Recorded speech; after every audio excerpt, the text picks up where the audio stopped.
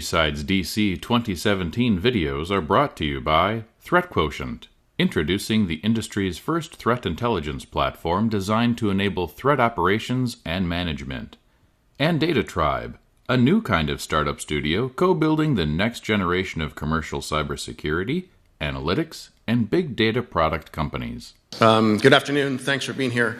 My name is Tim Mather. I work with a startup in Silicon Valley called PatternX that does artificial intelligence and applying that to machine learning. I'm a security guy, a longtime security guy. Unfortunately, my partner, who is the data scientist, a true data scientist, a PhD from MIT, got called away. He was not able to fly here from Madrid because of an urgent, good for us, but bad for you, an urgent customer requirement that's due on Monday. So that kind of bumped into this. So anyway, we'll go ahead and get started. Encourage your questions. I don't have a clicker, so I'm stuck here behind the podium. And this isn't working. I'm frozen. Today, I'm going to go over what my attack model is. I'm going to talk about the tools and then I'll tell you how we are able to. Okay, that'll work. Okay, thanks. Okay, so I'm stuck with this. Maybe we should just hold this. What's that? Okay. So problems today, what is the problem that we're actually trying to solve? And that is the fact that, as I think all of you are aware, I'm making an assumption that all of you are security folks in here, is that we're trying to deal with actually detecting threats. We're not doing a very good job of that today in our models, and so what we're trying to do again is apply AI so we can do this on a much more flexible basis. I'm sure many of you, if not all of you, have some sort of SIM deployed or are using an MSSP to do that on your behalf. We'd like to be able to intercept this as far left on the kill chain as possible. Unfortunately, that's not working out very well. The fact of the matter is that we have way too many false positives. We have way too many false negatives. All you have to do is read the paper every week and see how many companies are getting breached off of that. And all of this is taking a very high demand in resources to actually investigate these incidents. So is there a better way to do this? What we are doing now with our models is we want to be able to detect at multiple stages in the kill chain. And so we're able to do this at the moment on a couple of different stages of this using artificial intelligence and modeling to do that. So we're able to do it for delivery, for command and control, and for exfiltration off of that. We use something called entities, and entities can be, for example, source IP address, destination IP address, it can be the domain, the user, it can be the application, etc. And so we're using those entities, and I'll explain that in just a minute, with various features in those entities, and then we build pipelines into that to be able to do the modeling. And I'm going to go into this in some detail here in just a moment. Very importantly, we're using Analyst, we're using peep in the loop to speed up the learning curve off of this. And then what we want to do, of course, is it's not nearly enough to tell me that a system has detected a problem. How do you actually do something about remediating that problem? So we want to be able to at least facilitate the response. We're not doing the response ourselves, but with whatever product you have, whether that's Phantom, whoever that might be, a Yahoo, etc., we want to at least be able to facilitate that. And I think probably most of you are aware of the fact that there is now a standard for that called OpenC2, which is being managed by Oasis to do that, which is specifically designed for detection products to be able to talk to response products. So if you're looking at your log data, and you're probably only looking at a fraction of what it is that you're even logging, and what you're logging is probably a fraction of what you're actually generating off of that, you're probably looking at some combination of billions or even trillions of combinations per day. Okay? This is something that obviously no human, no group of humans can actually go through. So very, very few of those are bad, and you want to be able to quickly find those that are bad. And the problem is that we have today with that massive amount of data is that probably 99% of the analyst's time is actually spent chasing things that they don't really need to, but then again, they don't know that.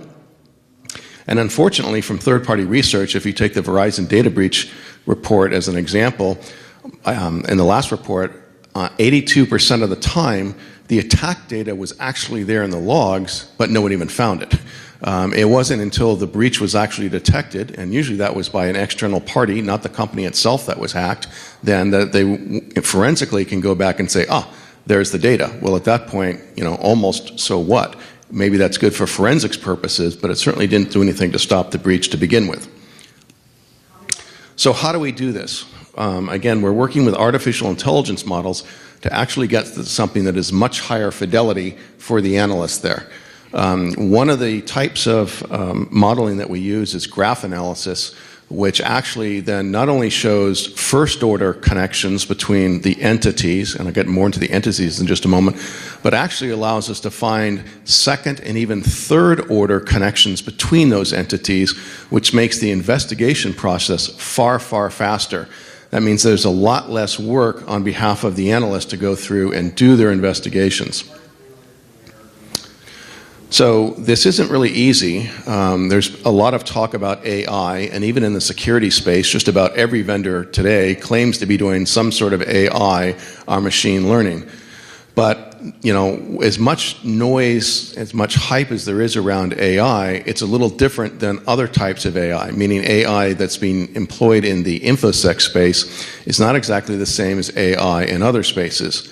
So there's a lot of work that's been done on AI, for example, in facial recognition. Facebook in particular has the largest set of individual photos in the world off of that.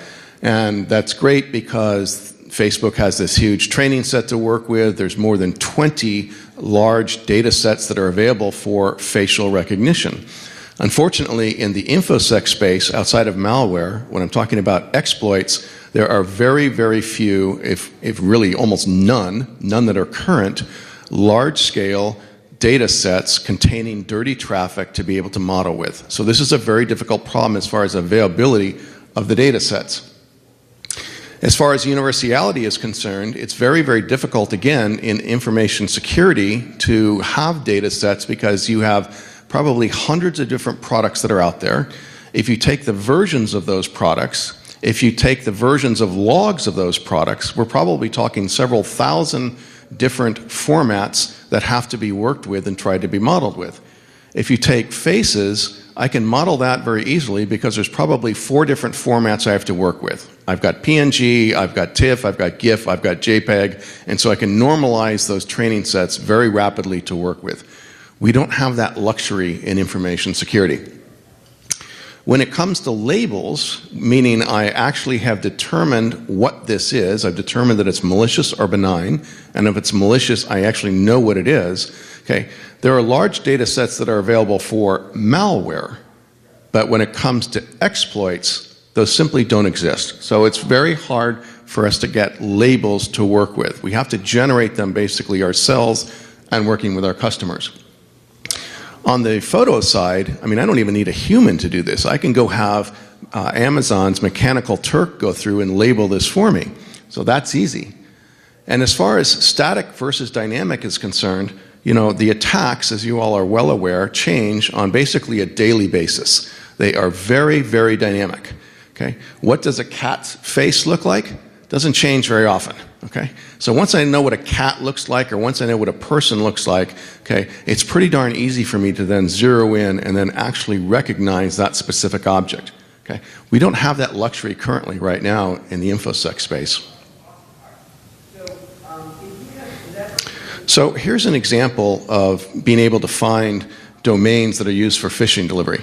Okay? So here's a simple one, and that's fine. But now, what happens if the bad guys change it? You go to virus total and you say, yep, that's fine, that's malicious. So the bad guys now go and change it, and it now looks like this. Thinking. So here's my original, and I just change it a little bit, and I change it a little bit, and I change it a little bit.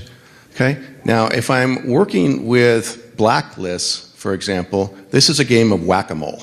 Okay? You're never going to win But this is a perfect example of where machine learning through models can pick this up, because these are very subtle changes, but those changes are enough to throw off a blacklist, and you have to go through and then update that, or your vendor has to go through and update that, and you have to apply that on a daily basis. But from a machine learning perspective, this is trivial to do. This is quite easy. So what does this training process look like? Well, first of all, again, we have to acquire the data to begin with. We need a large set of dirty data to work with, and we need that on a constantly refreshed basis because, again, the attacks change on a regular basis. So what I do, I'm the security guy, and when I work with the data scientist guys, is I go through and point out, well, here's a type of attack. And then we say, okay, based on that type of attack, what are the sources where we would look for log data that might be able to reveal that type of attack? So we have to go through and do that and look at those different sources. That may be a firewall, that may be EDR on the endpoint, whatever it might be. So identify the type of product that is going to be a source for that information. We then have to go through and document what are the specific data elements in that source of information that we want to look at, and then have to go through and look at what are the different thresholds for that. Is it high? Is it low? Is it first? Is it last? What is it that that might be? And we then go through and say, okay, we're looking for that, and by the way, we're collecting all these different features out of that log data, and I'll get to more of that in just a moment. And then from those features, and more specifically the feature vectors, then we can use different types of AI models to go through and look for that type of attack. Okay? And the important part here is we're not looking for a specific attack. Unlike, for example, we're not looking for a specific strain of malware or something.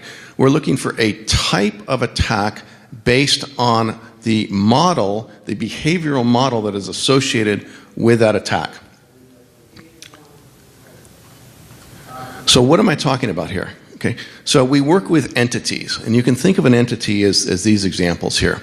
There's other ones, but let's start with some very basic ones. You have a source IP address, you have a destination IP address, you have a domain that is associated with that destination IP address, you have a user that is associated with the source IP address, you have an application that that specific user is working with, and then there's other ones that go along with it. So these are entities then that we are going to use to model in our pipeline. And we then go through and we say, okay, out of those sources that we're looking at for that different type of entity, we're looking for these various features that go along with that.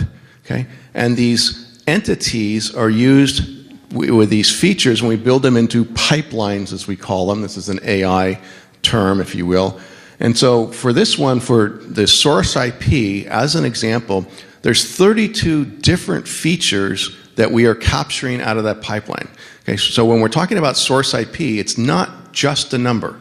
We're looking at all these different attributes or features that go along with that. Now, some of those I care about as a security guy. When did it actually happen? When was the first time it happened? When was the last time it happened? What was the largest size? What was the smallest size?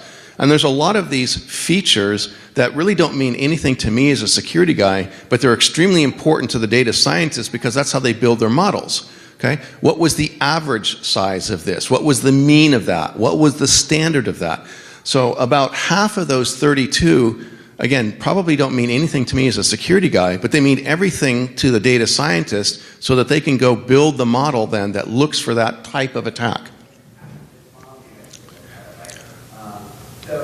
Okay, as a second example here, when it comes to a domain, okay, we don't just care about the domain name. Again, there's all these different types of features that go along with that. So we're capturing all kinds of data. And in this particular case, currently that's about 20 different features that we're looking at that are related to the domain.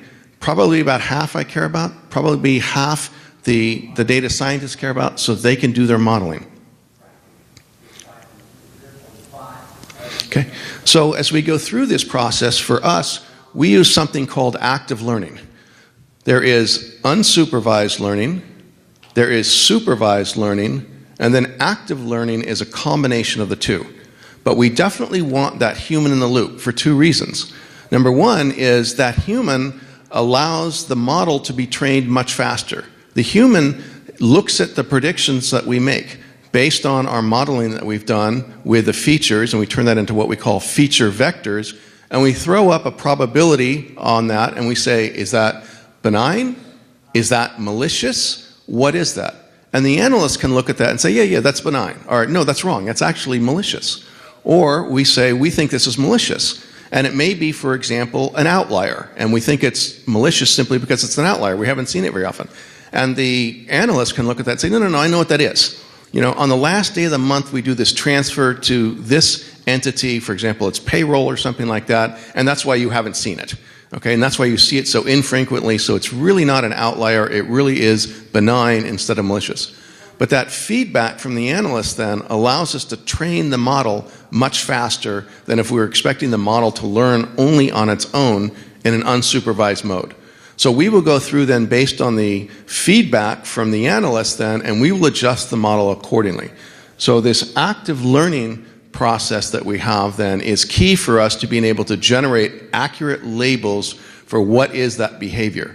Is that behavior benign? Is that behavior malicious? If it's malicious, what type of attack is it? Okay? For those of you who might be familiar with MITRE and their work, they have an ontology called attack, in which they've laid this out, looking at part of the kill chain, in which they say, here's 10 different tactics, 10 different types of attacks. And they have techniques under that, and they say, here's the different ways that that tactic can be accomplished.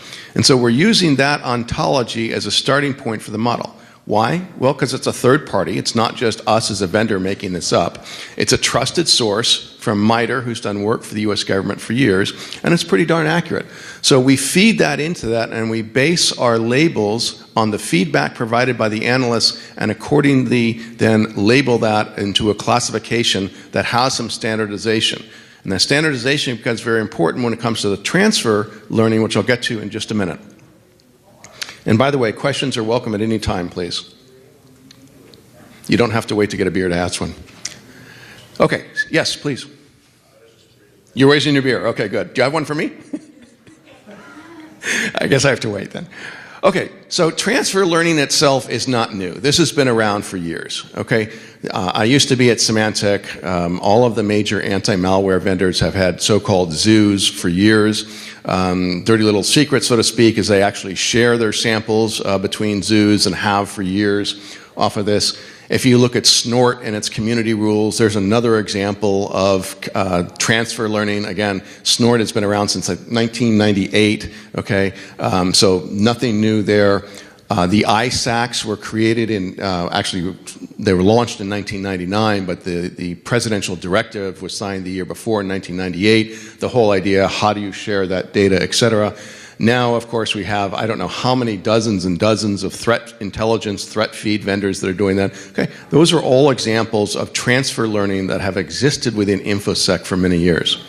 So what's new now when we're doing this with AI is we are not sharing just, if you will, static rules. It's not that strain of malware. It's not a Snort rule for this type of attack on RPC or FPC or whatever the protocol is. It's, when it comes to threat intelligence, it's not this specific domain. It's not this specific IP address. No, we are sharing behavioral models. Okay, this is a, if you will, more of a generic approach to this. This is a much more flexible approach. We don't care what the specific source IP address is, as an example. We don't care what the specific destination IP address is. What we care about is what's the behavioral model that goes along with that. And that's why we collect all the features from these different entities when we do that, because that allows us to build the model then, which actually then can be shared. So it's the models that we're sharing, not, if you will, static rules. The other thing that we're doing, which to date has not been done previously, is we're not sharing any private information. So when information is shared between the entities, we're not sharing what the source IP address is, we're not sharing the username, we're not sharing what the host name is. We don't need to share any of that. All we're sharing is what does that behavioral model look like.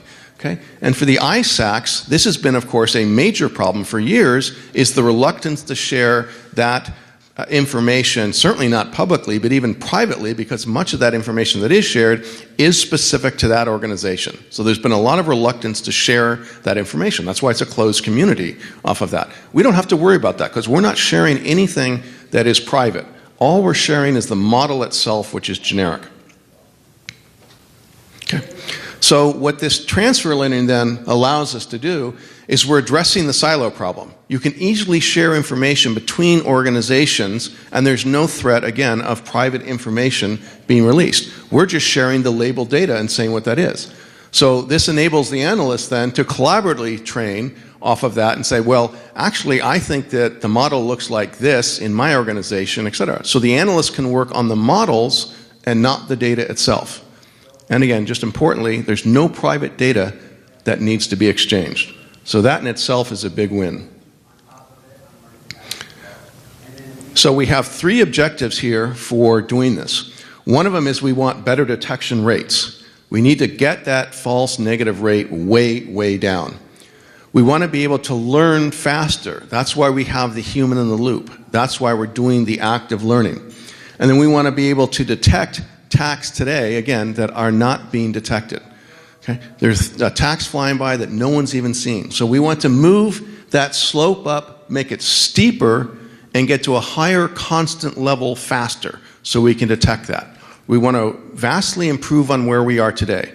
Now, is it perfect? No, it's not perfect. And I'll give you an example of that in just a moment. But it is improvement on how we're doing things today.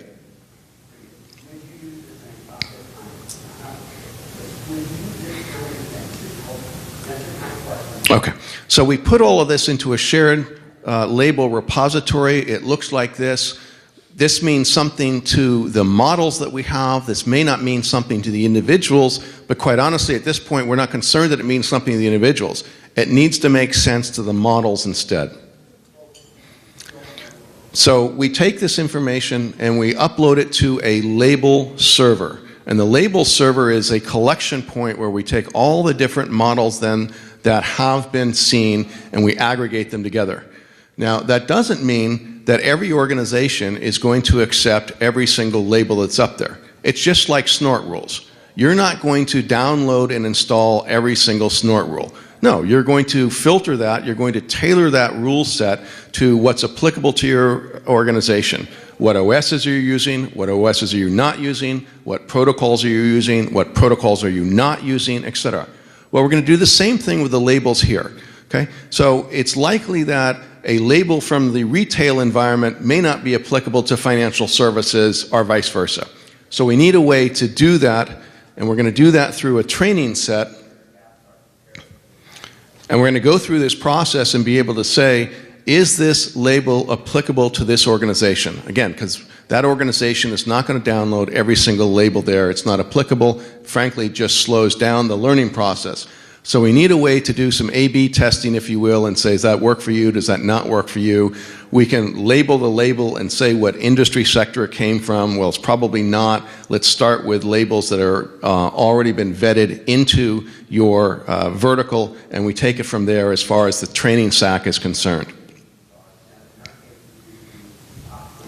Okay, we can easily share this data.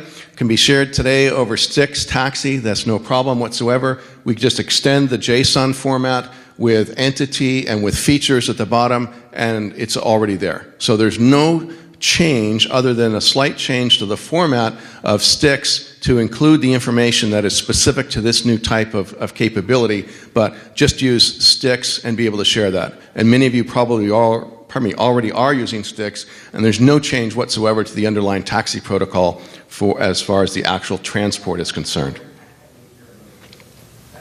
So here's a quick experiment that we did. You can read the numbers there. We took 3 different organizations. We looked at it through June of this year. We ranked this. This was for a phishing model that we tried. We ranked it against then the Alexa top 10,000 off of that. Hopefully all of you know what Alexa is, the rankings for websites are concerned. And this is the number of phishing attempts that we've found and the number of phishing domains that we found. And by the way, those were found before they were accepted somewhere else. This lost some formatting off of that. Sorry about that. I'm not sure what happened here. This gives you some analysis of the data itself in terms of what we saw. Okay. Okay. Looked fine in Google Slides, but it didn't work here. So, we're using random forest, just happens to be one of the 4 different types of models that we're using off of this. There's numerous different libraries that exist out there to help train these sets off of that. R is quite popular. We happen to be using Skit off of that. Okay. So then, again, from the active learning part, we've got a number of different types of models on the left that we're using to do that. Depends upon what that is. We take the top several thousand events. We are able then to analyze those and come up with, well, really sort of what it is. And then, of course, most importantly, we're using the feedback from the analyst to say, is that prediction correct or is that prediction wrong? And then we track ourselves internally, because it's important for us, how good are our models? What is our own model's false positive rate? What is our own model's false negative rate? Because we need that information to improve the models ourselves, and frankly, the analysts may have missed some things themselves. I mean, they're only humans. So we need that sort of data to improve as well. Okay, here's an example then of an organization that is doing this on their own. Okay, and we're going through and doing the classifications. In this particular case, it's random forests. And here's a second organization that we're doing. We're not perfect, as I said. Not sure what happened here with the fall off in the last month with organization number 2 off of that. And that's them on their own. If we supplement that and say we're going to do this with active learning, you can see then that the curves are steeper and you get to a higher point at the end. So the transfer learning does work. Is it absolutely necessary? No, it's not absolutely necessary, but why not get there faster? And if you can use another organization's labels, their models, why not do that? So why not share that particular type of information? Now, when it comes to, in this particular case, obviously this was looking at phishing domains. What's interesting here is that if you look at what machine learning could find before blacklists, more than 90% was able to be found before the blacklists. Again, the blacklists, your threat intelligence feed, I'm not bashing them, I'm just saying that they're static, if you will, in the fact that it's based on static IP addresses, static domains, meaning I have to know the exact IP address, I have to know the exact domain. Those will change regularly, but I have to know exactly what that is, and then I update my blacklist accordingly. If there's a way to do this on a generic basis better, much faster, why not? Well, in this case, 90% of the time, the models can beat the blacklists. So this is a pretty strong indicator that the process actually works. Okay. One of the ways that we do that is we look at these different types of features off of this. You've got the val ratio, the digit ratio, the number of phishing names, other ratios, the TLD frequency, the domain length, et cetera, the consonant ratio. And all of these things can get factored into the model then to say, go look for something that has characteristics of these different types, and they fall within ranges that we see. Okay. In English, for example, the consonant ratio is fairly constant, the vowel ratio is fairly constant, et cetera. In French, it's slightly different, but it's fairly constant, et cetera, off of that. There are certain key words that show up repeatedly that are a pretty good clue that it's a phishing domain, download, free, that sort of thing. So factor that into there as well. Some of this can also be done using n-grams. Off of this. This is fairly common. Of course, not all the world speaks English, so you're going to have the various foreign language libraries that can account for this. And then you have to account for the TLDs that have been internationalized now as well. So what is in English, of course, doesn't necessarily have any bearing on what's Cyrillic, what's Arabic, etc.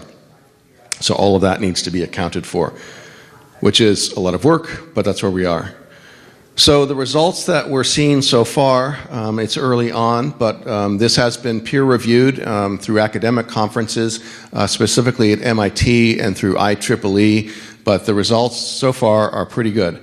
It's not entirely positive, as you see. I mean, there are mistakes that are being made, but the machine learning is learning, and so that's good. If you're interested in this, there's a paper called AI2, which has been published, again, peer-reviewed. It's out of IEEE. You can read about that. These numbers are not just a marketing ploy, but these have been validated academically. We've got a lot of next steps to try and do. Again, there's progress that's been made, but we've got things that we need to do. We need to develop new techniques that we have. The phishing is very accurate that we've seen to date. Finding DGAs is very accurate, we've seen to date. Unfortunately now you see less use of DGAs as attackers are moving more towards common websites, if you will, platforms to do their C&C through them. Specifically through Twitter, as an example. Microsoft's TechNet has been used for that. Facebook has been used for that. Anywhere where there's open pages that can be written to. So the DGA is accurate, but unfortunately, I guess unfortunately for us, that the DGA use has actually been declining the last couple of years. And again, of course, we're working with logs. Doesn't need to be syslog, but that's the most common variety. Unfortunately for us, syslog is not syslog is not syslog. Every vendor seems to have their own slight variants of that, so that's difficult. But it can be DNS logs, it can be bro logs, but whatever the log format is. And then, of course, actually finding the most recent attacks is very difficult off of that. We think that we're doing a better job than some other sources off of that, but that's a constant challenge off of that. And there's other things that we're working on as well. It's all about labels. Is the traffic benign? Is the traffic malicious? If the traffic is malicious, what type of tactic, what type of technique is it? The more refined those labels are, the more accurate they are, and therefore the greater ability to actually share those with other organizations through transfer learning. But this is the key. This is the goal. Everything is about labels. And again, while labels exist fairly widely on the malware side of InfoSec, they are very, very thin on the exploit side. And that's really where we're focused on, is how do we find those labels on the exploit side? How do we bring down those false negatives? And that's all I have. So I'm happy to address any questions there, or you can go grab a beer. Yes, please. So you were talking a lot about domain classification. Yes. Which actually I've done a lot of work in, but with the ngram approach, are you doing so word segmentation of the domains followed by ngrams and then like TF-IDF or something? I'm not sure what TF-IDF is. Well, it's like you generate the counts, but of each word, so you pick a vocabulary size somehow, and then you weight the counts of the words in that vocabulary present in that particular training example, so the domain, you weight it by what's called the inverse document frequency. That is one of the techniques that are applied. There's, as I mentioned on that one slide there, between constant ratio, vowel ratio, length, etc. There's a number of different techniques that are used to then say what is the probability that that domain is actually a phishing domain. One of the things that we want to get to as well then is to be able to do a real-time lookup against who is one of the registrars and say, so when was the domain actually registered? If the domain was registered yesterday, there's a pretty strong indicator, which is why we use the Alexa rankings there as well off of that, so to try and see, is this an established domain or not? So constantly trying to improve that model. Yes, please. You do also correlate with other entities in your role, like Yeah. payloads and Oh yes, yes. The whole idea is to correlate across the different entities. So it's fine. You take the entity, and this is where the what we call the autocorrelation comes in, and using the graph analysis to be able to find the second and the third order connections between those is across the different entities.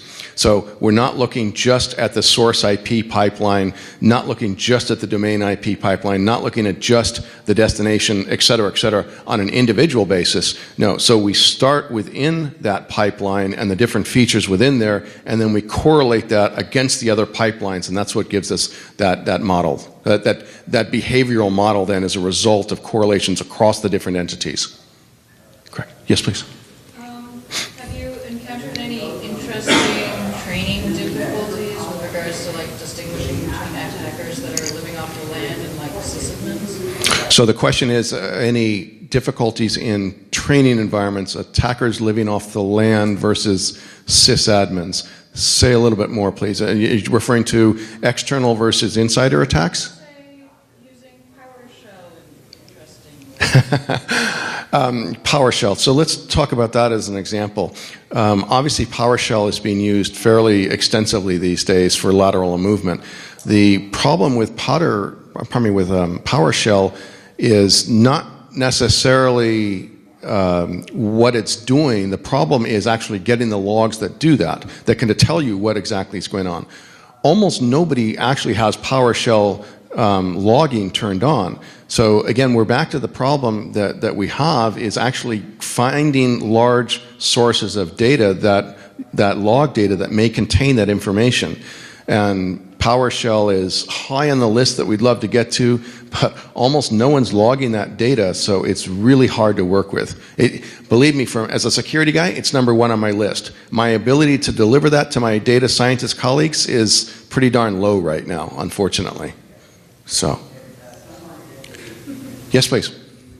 You mentioned people using Facebook or Twitter for phishing. No, not for phishing, for command and control. Correct. So anywhere, any social media platform where I can write to various pages there. So in essence, I'm telling my compromised host, communicate with the CNC server. So I effectively I use Twitter as an example, or Facebook, or TechNet, anywhere where I can write to that. I'm going to call it social media platform. Microsoft's TechNet is not a social media platform, but I can post comments there. So any platform where I can do that, it's very hard for me going through the logs to discern that that's actually malicious traffic to Twitter versus legitimate traffic to Twitter. And since those direct messages, in the case of Twitter, for example, are HTTPS, I do not get the full URL. The only thing that I get out of the logs is that it's Twitter. So it's very hard for me to discern then if I'm using only, for example, firewall logs or proxy logs to determine that that is actually some sort of command and control type traffic because it's going to some obscure address, some sort of obscure page on Twitter. So I need something from the host side that tells me that. So I have to marry, ideally, I want to be able to marry host-based data with network-based data to be able to get an accurate read on what's going on. Because if I only have one or the other, I'm really limited. I can see something that I suspect, but I don't, if you will, have any confirming data on that. So it's very hard right now to pick that up. Again, I've got to have both sources. Just firewalls, just proxies doesn't give me enough because it's encrypted. And again, so I can't get it from the network side. I've got to have the host side to get something to that if it's being logged. And given the fact that the URL traffic is probably so high in volume, how many hosts are probably logging that? Not many. Probably about as popular as logging PowerShell at the moment. So it's difficult. It's a challenge.